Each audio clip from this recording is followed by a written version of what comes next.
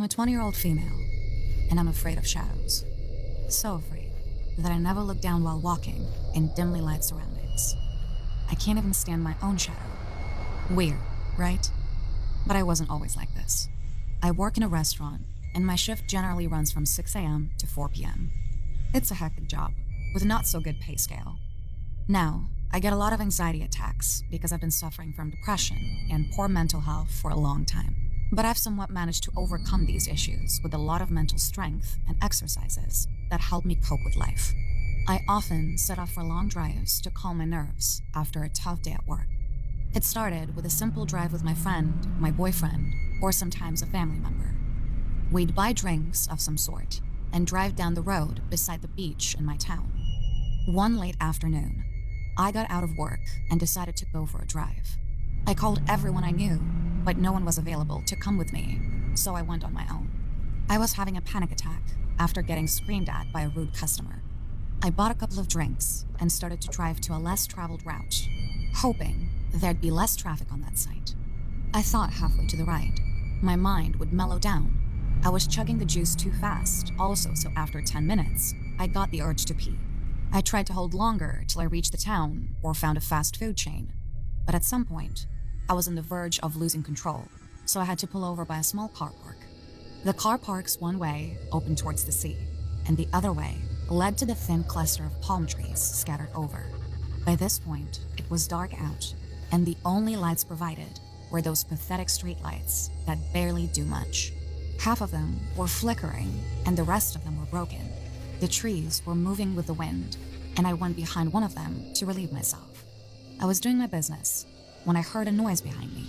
I looked back and saw a moving shadow of some sort behind the tree that was closest to me. It was bobbing down and then up, repeating this before slowly moving to the next tree and doing the same. I quickly stood up, and this realization hit me.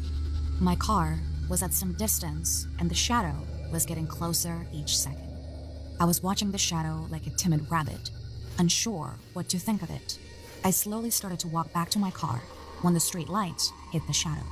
The first thing I noticed was a very scrawny and somewhat skeleton-like figure.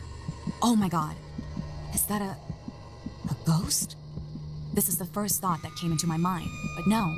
The owner of the shadow slowly peeked behind the third tree, and it was an old man.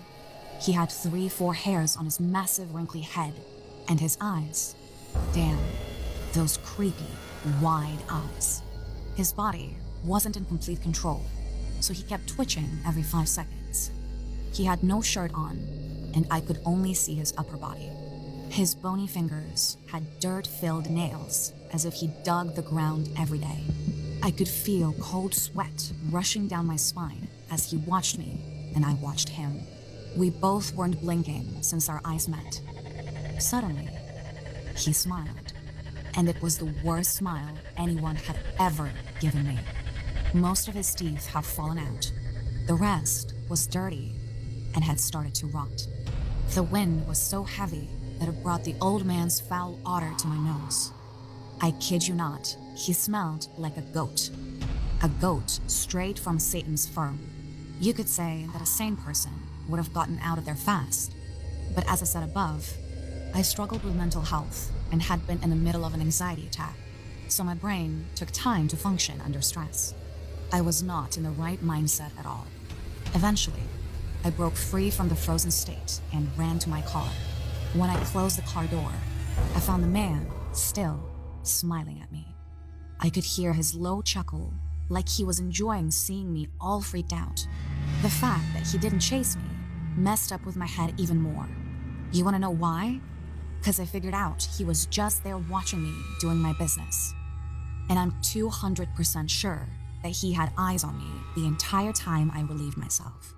This scared the hell out of me, and I surely haven't gone for a drive on my own since.